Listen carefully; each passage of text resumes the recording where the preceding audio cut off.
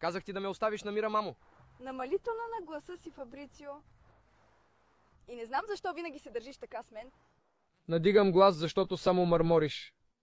Но аз те помолих само да ми помогнеш с покупките, когато се приберем вкъщи. Не мисля, че съм те помолила за много, а? И вече си голямо момче.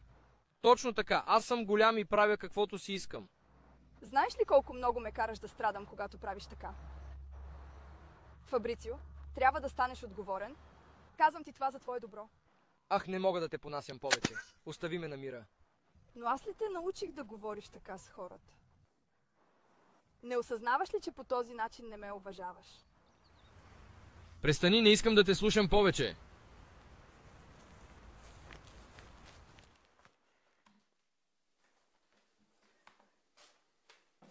Да, все още работя на компютъра. Защо винаги правиш това, Джордано? Защото ми е писнало от съветите ти, не ме интересува какво ще кажеш. Но аз го правя заради твоето добро. Слушай, когато един ден си отида, искам да съм сигурна, че ще можеш да се справяш сам. Джордано, притеснявам се за теб и напоследък те виждам малко потиснат. Може би, ако поговорим за това, ще намерим решение. Но какво решение? Единственото е да напусна тази къща далеч от теб. Но защо винаги ми казваш тези неща? Защо винаги се отнасяш толкова лошо с мен? Защото не мога да те понасям повече, не мога да издържам повече. Вече съм достатъчно голям, за да мисля за себе си. Джордано, не се притеснявай. Нека поговорим спокойно. След това, никога те няма тук, а когато си тук, си заключен в стаята си. Според теб защо? Чули какво казах току-що? Уморен съм. По-скоро трябва да излезна, а ти не ме търси. Кога ще се прибереш у дома? Не знам. Слушай, утре е рождения ми ден, знаеш, и ще ти напомня. Но на кого му пука?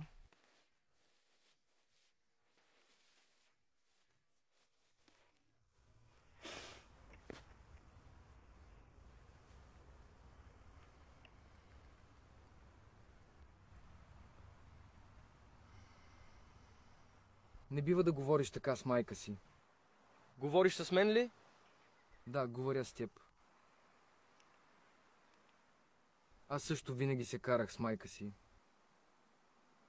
Представи си, че последния път, когато излязох от къщи, блъснах вратата и казах ужасни неща.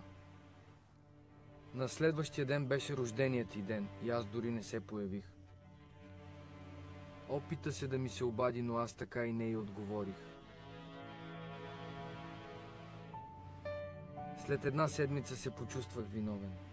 Затова започнах да я търся, но тя така и не отговори. Мобилният и телефон звънеше, но никой не отговаряше.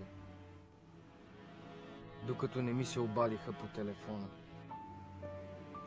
От болницата ми съобщиха, че майка ми е починала вследствие на нещастен случай. Съжалявам. Едва след като почина, осъзнах колко важна е била майка ми за мен.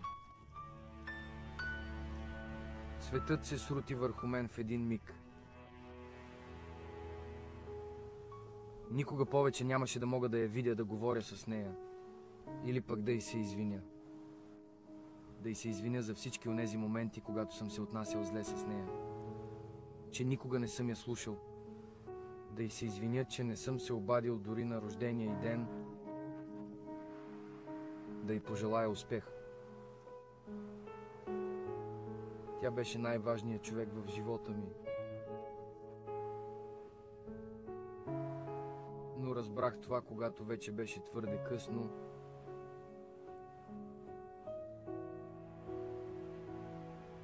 Кой е най-важният човек в живота ти? Всъщност майка ми.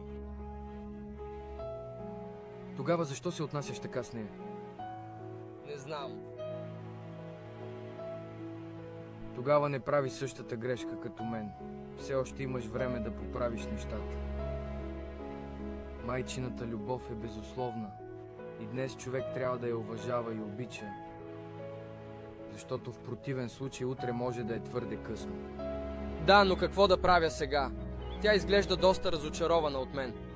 Просто отиди при нея, прегърни я и се извини. Благодаря. Няма за какво.